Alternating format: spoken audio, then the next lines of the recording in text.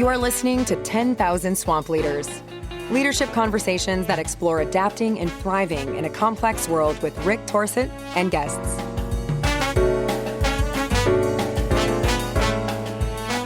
Hi, everybody. This is Rick Torsett, and this is 10,000 Swamp Leaders, the podcast where we have conversations with individuals who've made a determination in their life and in their career and work to use themselves to lead around issues that matter in the world, social impact, what I would call work for the common good.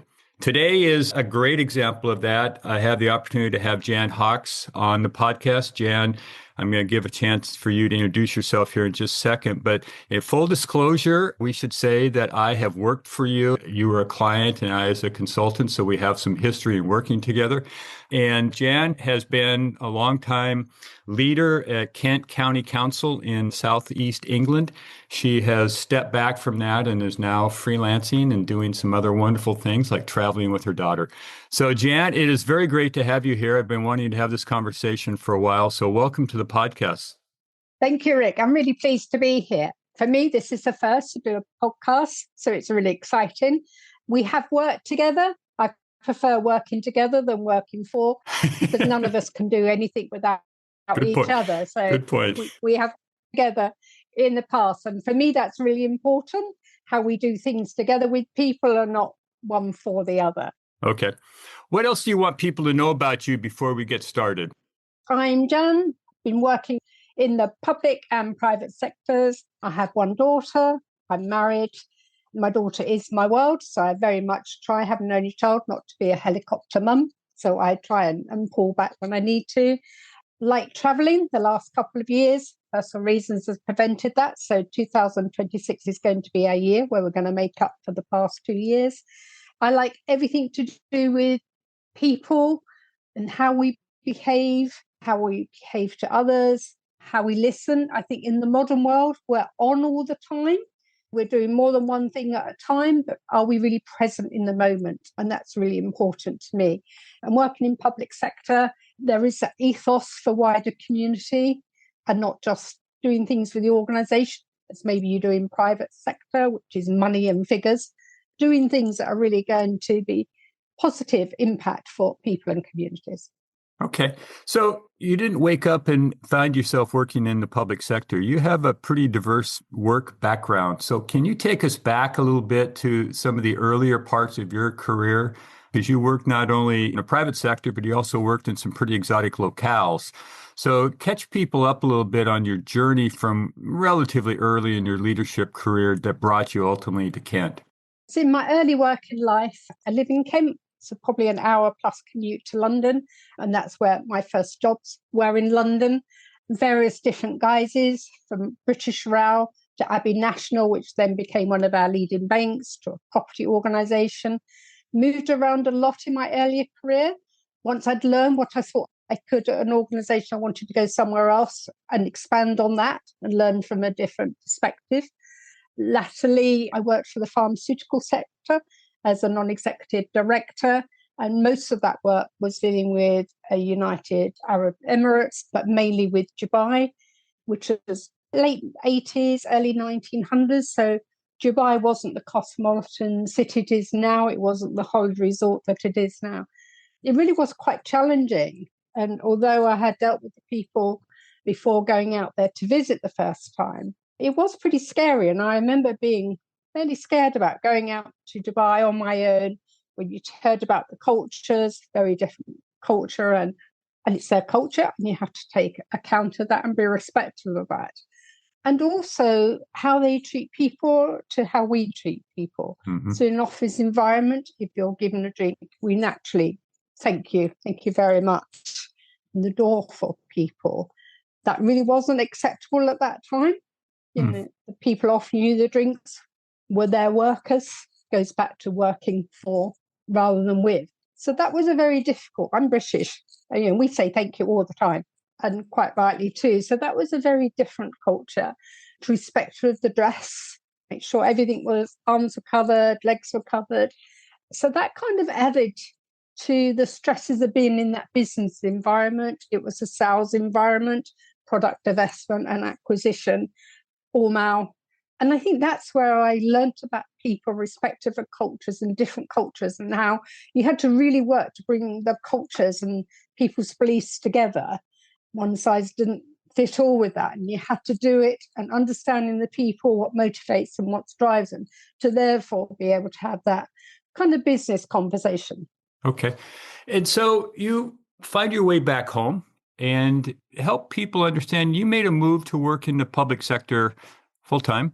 So what is it about that world, the public sector, that drew you to it and has been a nice match for you in your career? I didn't intend to end up in the public sector for the 16 years I did. Working in the private sector was very full on. I had a young daughter, really long hours, 60 hours a week would probably be the norm, and did that for many years. And then my daughter was going into secondary school and I felt needed me more at home. I travelled extensively, not just abroad, but across the UK as well, doing 5-hour drive up to a pharmaceutical company or a packaging, be there for 9 o'clock in the morning, spend all day, and then they do the 5-hour drive back home and somewhere else the next day.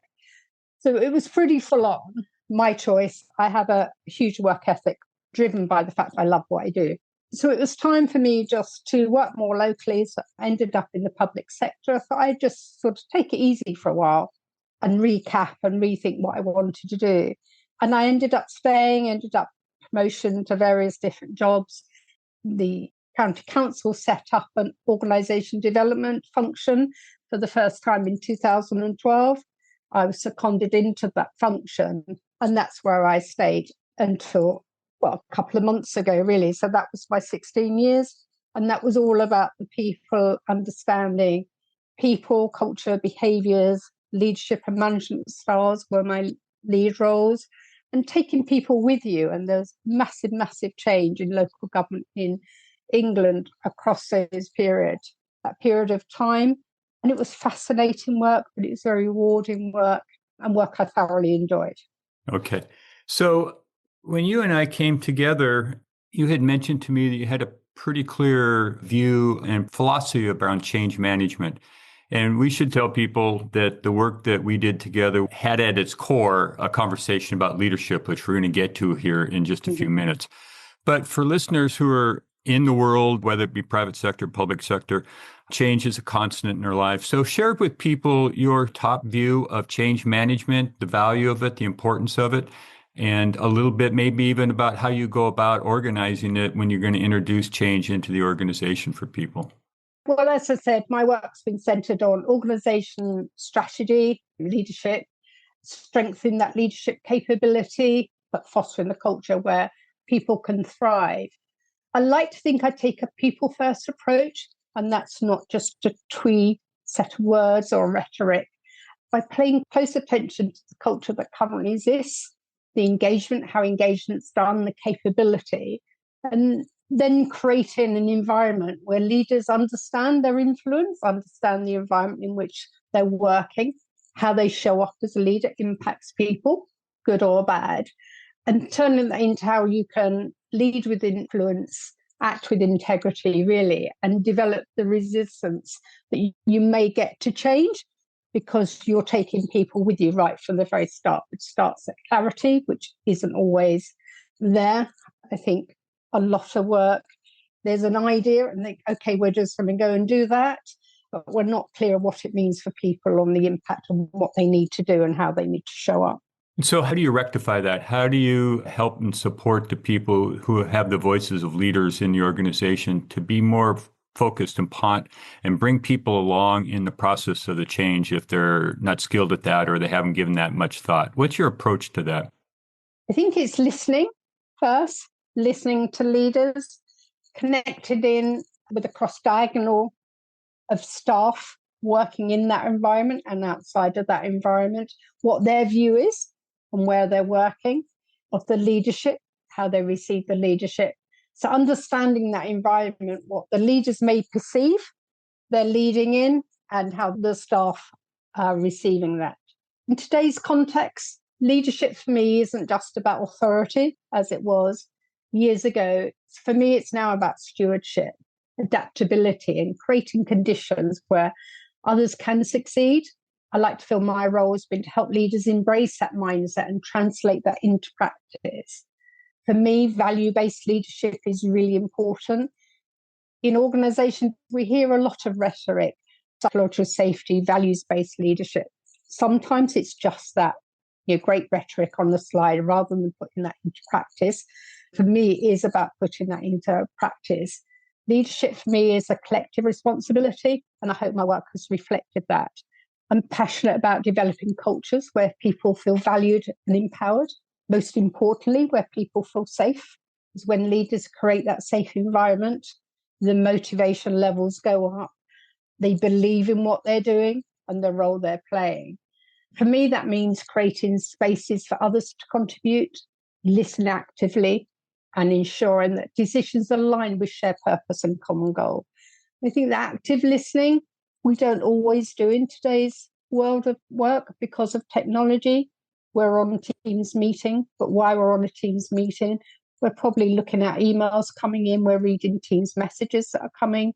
So we're not really present in the moment as we would be in a face-to-face meeting, because you wouldn't be typing emails and you wouldn't be typing responses to team messages. So I think largely we're not present in the moment. And so we're only hearing bits of conversation because we're doing 2 or 3 other things all at the same time. So we're not present in the mode. So that's why I use the word active listening. You can't be actively part of a meeting if you're doing 1 or 2 things at the same time. You're not really hearing the conversation. Okay. So in your work, and this is, I think, an area and a focus that we shared together in the work that I helped do with you, is you're after building capacity to lead so you have more moves to make and more capacity to bring people along. So what's been your experience around the work in an organization? Because this takes time. How do you help people actually find the time to do the work of building and practicing and developing new leadership muscle, both for themselves as a leader and also the way in which they mobilize and bring other people along through listening or taking chances and risking? How would you go about doing that? For me, I think effective leadership starts with clarity. Leaders need to be very clear before they start engaging and communicating about the outcomes they want to achieve and communicate that vision in a way that really inspires others. Without clarity, teams lack direction and alignment. Without clarity, people make up the gaps, and that can cause conflict.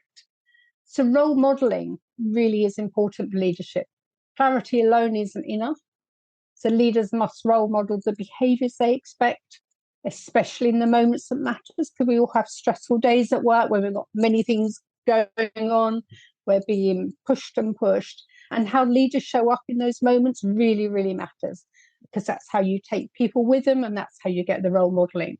So during times of change, challenge, or uncertainty, these are the times when people to look to leaders for cues on how to act and the values that they should uphold.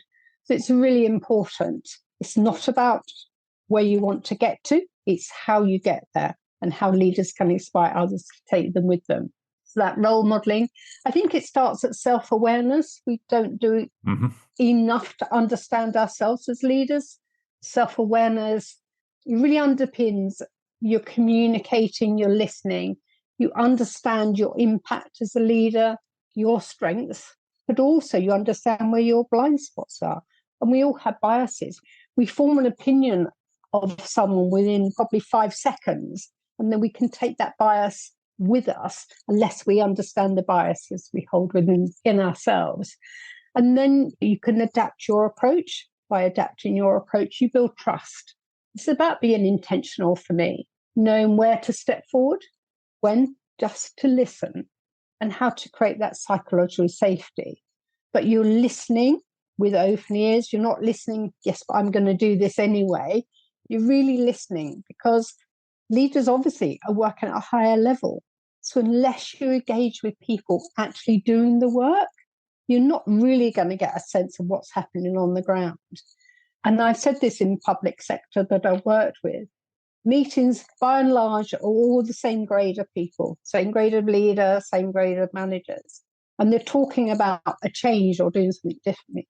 Rarely do you get in those meetings, different grades from people actually doing the work. And they're the knows how it actually happens, how the systems work, how the systems talk to each other or don't talk to each other. So we make decisions at a higher level without really engaging those and listen to those actually doing the work and what could improve things for them. I think public sector is changing, but it's still quite hierarchical. I think private sector is probably the same. So you talk all at a level and you get far more impact and knowledge and information by going right the way down to people doing the work and how their day is really affected and what could impact them. And that productivity, you increase that. So sometimes we don't listen or communicate at all different levels. I think we'd learn a lot more from each other if we did that. Okay. And then along comes Jan Hawks. And you shared with me a phrase that I had never thought of about you before, but when I read it the other day in your handwriting, I thought, yep, that's Jan, which is you called yourself a professional disruptor. Okay, so let's go with the structure and the current cultural process you just described, where you don't have all the voices in the room for whom people know stuff about how the system works, but they're not there, et cetera, et cetera. So the status quo has a pretty good chance of staying the same. And then along you come as a professional disruptor in your role. So share with people how you disrupt the system so that it stays functioning, but does start to season itself with different voices or different ideas or voices get heard. What is your craft of disrupting systems and organizations so that they improve and get better? I do use that term and have used that term. Professional disruptor, I don't mean that just for the sake of, let's go in and disrupt everything. Mm-hmm. OD leadership is all about people, and you're doing a change because you want to make things better, public sector, largely for communities you're serving.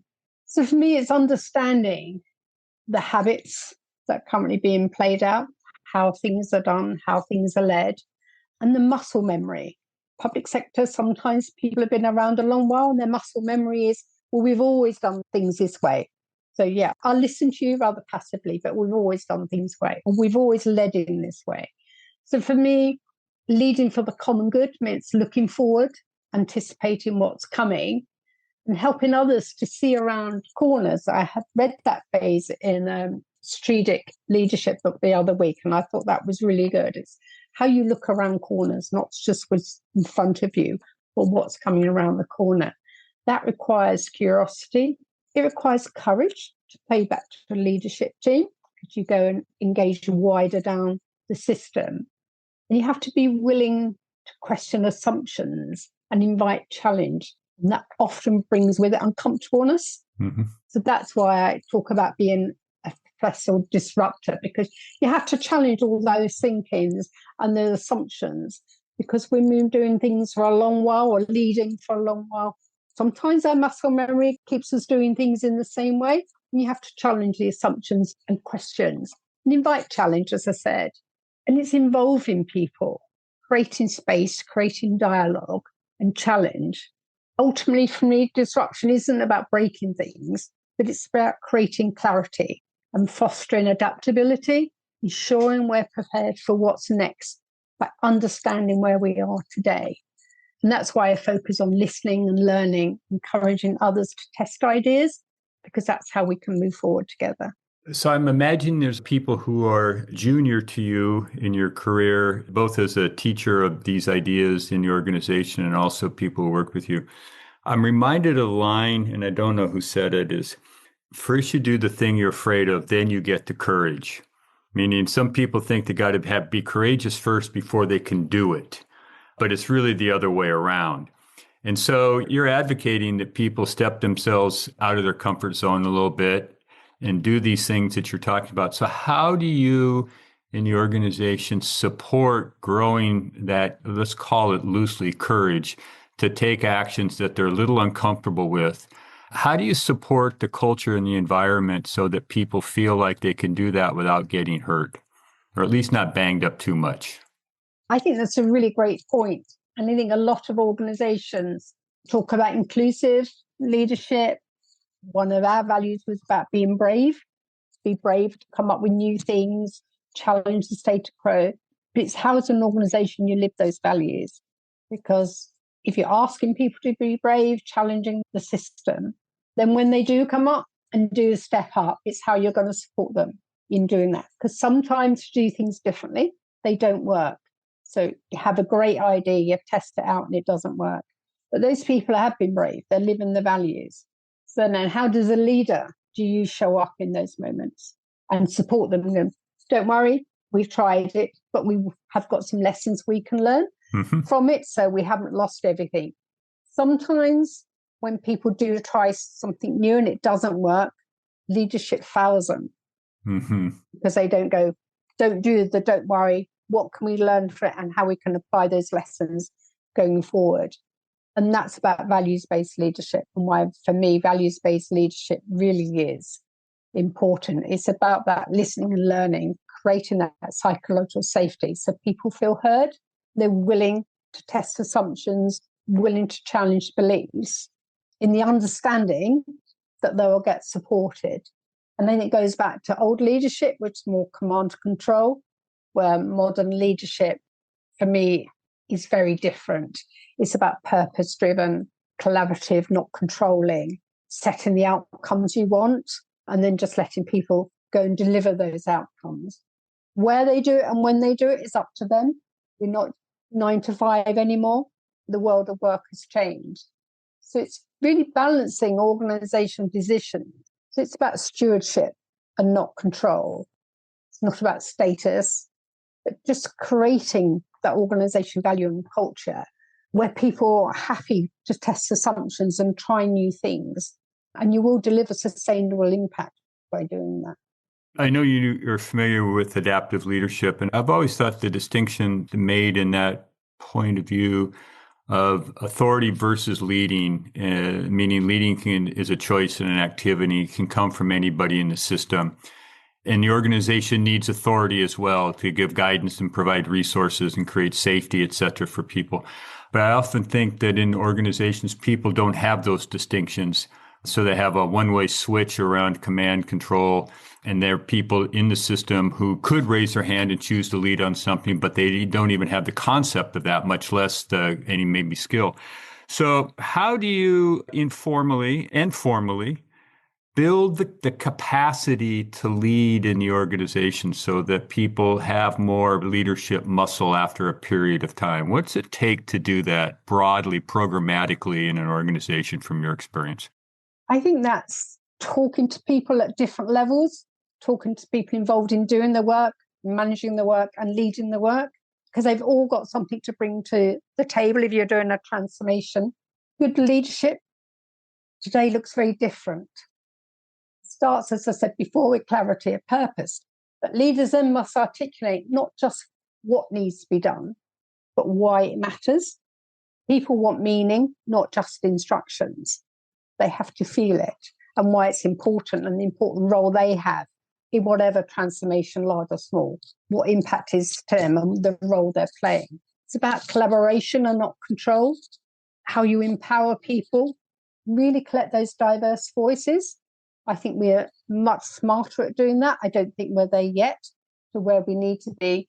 So really listen to diverse voices, invite them to challenge our assumptions and create spaces.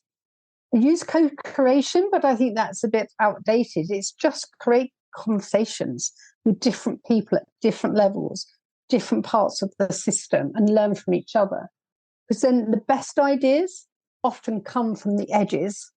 They don't come from the top. So good leadership, as you know, is about adaptive. It's about looking forward, anticipating change, looking around corners, as I said. But it's deeply values-led. Leaders role model the behaviours they expect, especially, as we said before, in the moments that matters, during change, during challenge. Act with integrity and consistency, because trust is built through actions, not through words. So by doing those things, listening, learning as you're going, your assumption might be wrong. Be vulnerable, say, I didn't realise that. I'm happy to listen further. Let's change it. Because no one person has all the answers. It doesn't matter what grade you are. You might be a CEO, you may be a director, but it doesn't mean you have all the answers. So that listening and creating that safety So in short, for me, good leadership is about influence. It's not about authority. It's stewardship, not status. It's about creating conditions where people can thrive and input and feel comfortable in doing that. And then you deliver impact for the common good. That's, for me, what leadership means in the modern world. Okay, so that's a nice entry point here. In our notes and exchanges, you mentioned a program that you were involved with, the special education and needs program for children in Kent.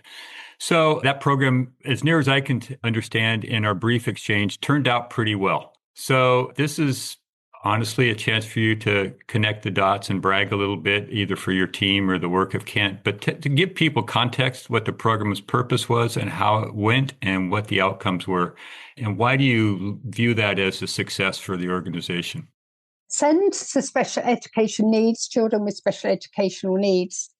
All local authorities are responsible for that, for their area, to make sure those children with complex needs do get the support that they want, either through a mainstream school or in a special school, depending on the complexity.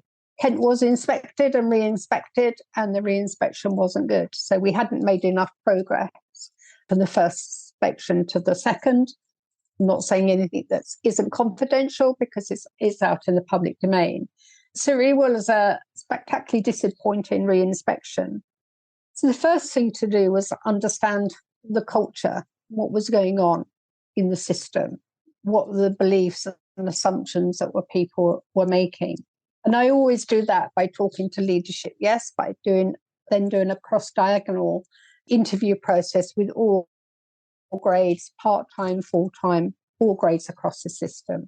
And then collectively bringing that together into a report that sums up the current culture.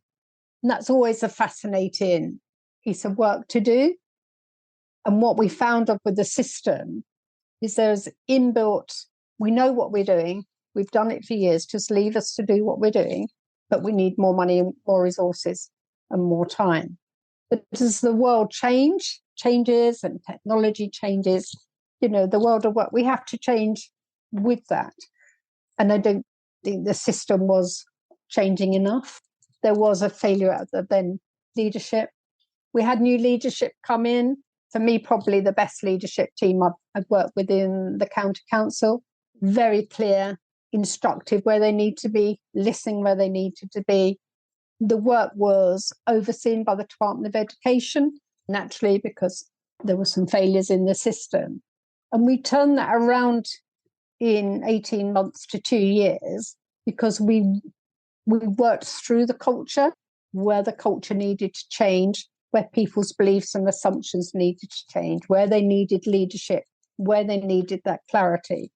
The clarity was given, the leadership was given, not just from the leader of the whole system, but her leadership team underneath her. And they talked with one voice. They may have had their challenging conversations, but to the workforce, they talked to one. So that clarity was there. The honesty about where the failures were, why the re-inspection was so bad and what needed to be done to put it right. So we came up with a culture growth program because it wasn't just about doing things differently. The culture had to change because the mindsets were very fixed mindsets about how things should be done. So the approach taken was a cultural approach for the workforce, which was signed off at senior leadership. We held fast with that process. There was one Christmas where a conversation with the director, we think, okay, are we going to get there? Okay, let's have the Christmas break. Let's come back. Let's trust in the process, carry on what we're doing, constantly reinforcing, rewarding where things were changing, giving that recognition, but also picking up where things weren't changing enough, understanding why and making sure that change happened.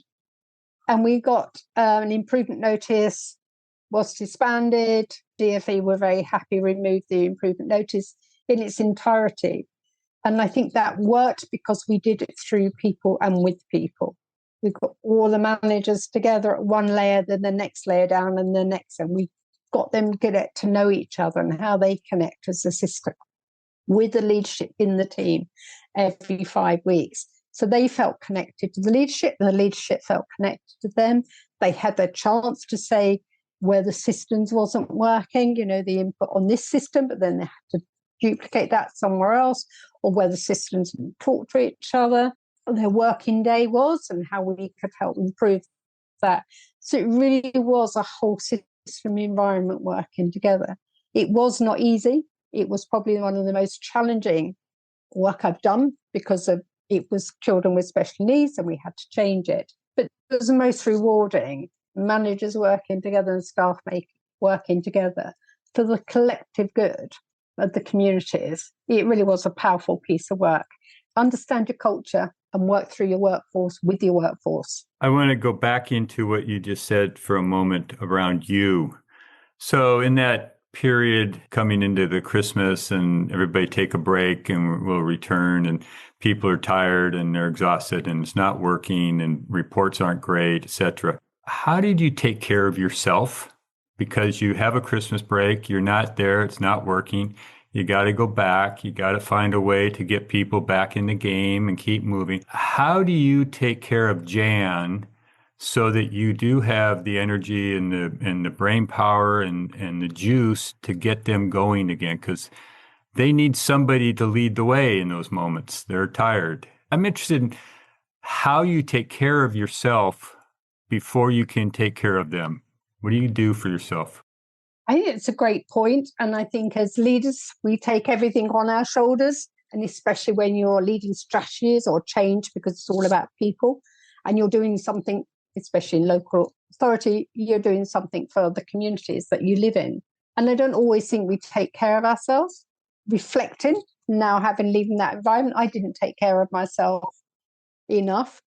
But my work ethic comes from my father. My work ethic also comes from loving what I do and taking ownership of that and really want to see things through. But I think you look after yourself by talking to people. And when I had that call with the director, we both felt the same. This has been exhausting. And are we really getting there? We're putting everything into this. It's really, really important. And are we getting everywhere? And of course we were. But sometimes you can't see the little changes because you're looking at the bigger picture, and it's understanding where people start talking to each other. People from one team are connecting to another team because they're suddenly getting to know each other. And I think it's just by just pausing, and having the Christmas break was brilliant for me because you had that time, forced time away. We probably wouldn't have taken a break if it wasn't Christmas. We'd have carried on ploughing through.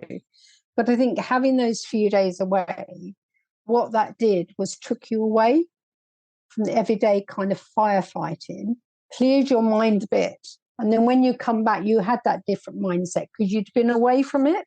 And I think that's a lesson it taught me. Don't always carry on.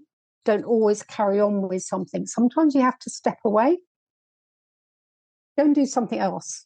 Whether that's for a day or week, go do something else and then come back to it because you see it with fresh eyes. Yeah. It's a very familiar metaphor, this deal about getting off the dance floor and up on the balcony and seeing what's going on, and before you go back down to the dance floor and start to dance again. I think you identify a real challenge for people is their ability to step away from the active work that they're doing and just look at it from a different perspective. And it's a challenge. And I think it starts with, my experience is it starts with the senior leader making sure that people know that that's not only acceptable move, it's probably an essential move. And we need to step away once in a while and see what's going on. I was getting ready for this. A question came to me. Politics is always at play in an organization as part of the culture. But you work in a political organization. I mean, the nature of the organization's purpose is to politically administer services for the common good. So I just was struck by, is there a difference for you, or is it more intense, or what is it like to work in a straight up political environment while you're trying to deliver services to people who need them? And is that much different than life in a commercial organization? Great question for me. Because I worked on the people side of things, so strategy, transformation program, quite significant transformation programs change, especially after COVID. We had to rebuild after COVID. How we worked before COVID wasn't going to work the same after COVID. It's just understanding that. And if you make it about the people, if you make it about doing the common good. What you're doing is common good, both for the workforce and the communities. Kind of part political to some degree, because the political side of it is your councillors, and they decide the strategies, they decide the approach they want to take for the county council. But as an employer of the county council, you're about the people, and you're about how you translate those strategies in delivering for the community. So I'm honest, I kind of part that. That wasn't my problem. Political conversations happened over here. I was about those strategies and how you did it through people and with people. I tried to not let that get in the way. Of course, in conversations, we had to be very careful, very aware, politically aware. You have to be very politically aware of language and how you're approaching things, but you don't let it get in the way of delivering that outcome and impact. Got to find a way. So yes, you have to be aware of it. You have to be very politically aware of language and right language, but try not to let it get in the way of doing good. So I want to change our orientation here a little bit in the time we have left. You're further down the road in your career, and you've learned a lot of things about how to navigate life in an organization and how to use yourself in an organization. So for people who are further back on the journey, following along with you, what are 2 or 3 essential lessons that you've learned that you think you could pass on to that generation of future leaders or people who are young leaders that might aid them in their journey? Lessons learned. What counsel do you have? Wisdom is really, I think, with the conversation we're in here. For me, I was all about culture, leadership, management, people, transformation, change that would translate in something for the communities, improvement. So I think you need to focus on enabling others to succeed. It's not about you. It's how can you help others to succeed? And that's by inclusive environment. Inclusion is a language that we use a lot, how much that's really understood. We had an inclusive model at the county council that really helped us focus our thinking on inclusive environment, which means you have to listen deeply. And sometimes, we're talking to someone and they're veering off and you think, no, that's not where we're going. But actually, we have patience and listen a bit more and go into that deep level of listening. You can help align decisions with the values, but also have a better long-term impact. So I think it's listening more, building those strong cultures, building trust.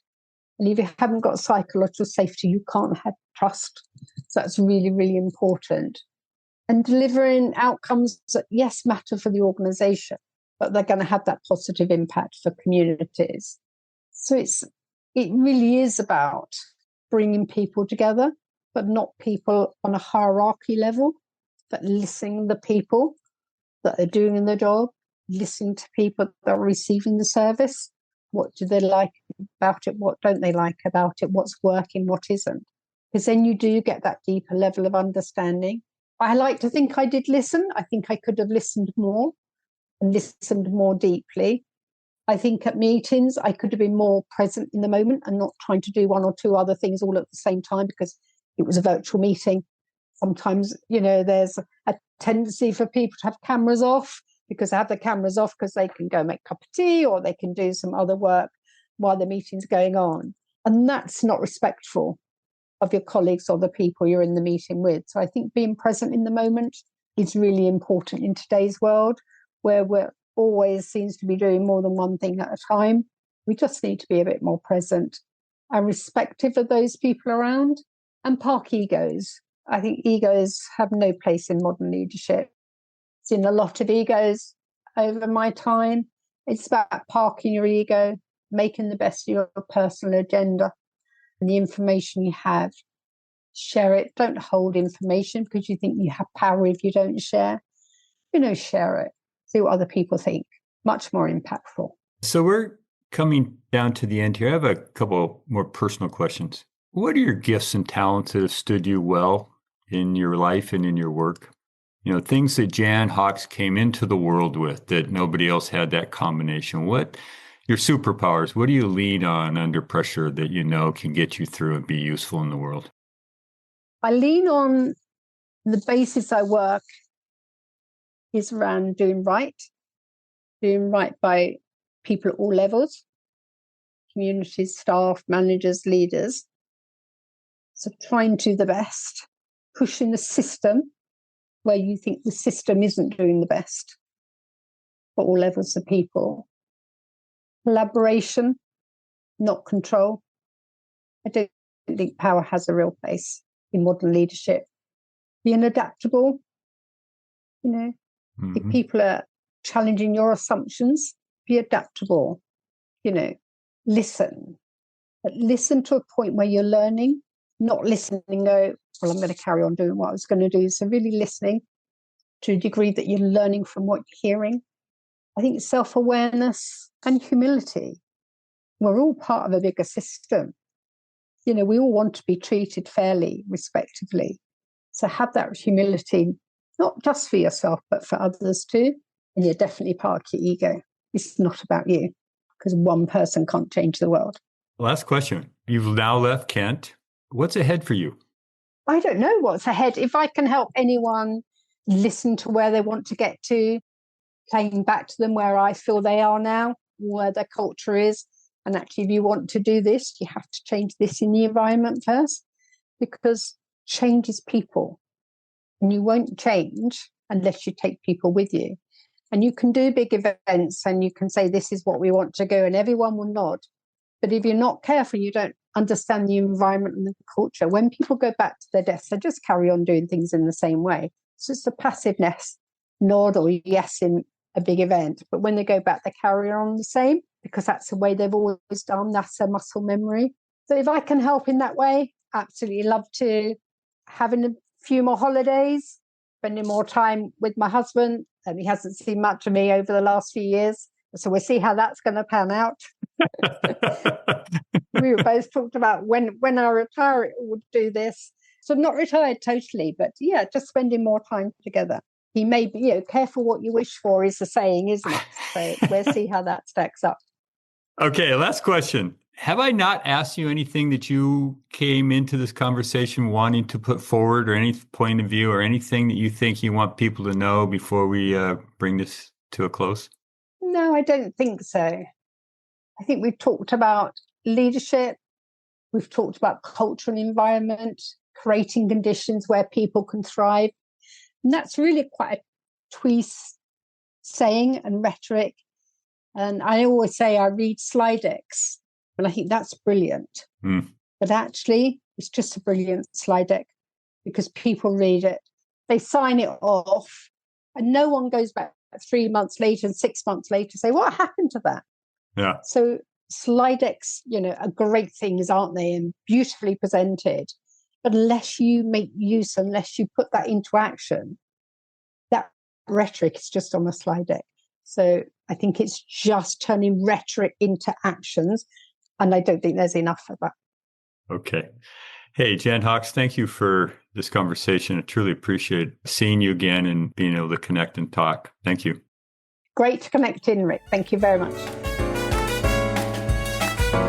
Thank you for listening to 10,000 Swamp Leaders with Rick Torsett. Please take this moment and hit subscribe to follow more Leadership Swamp conversations.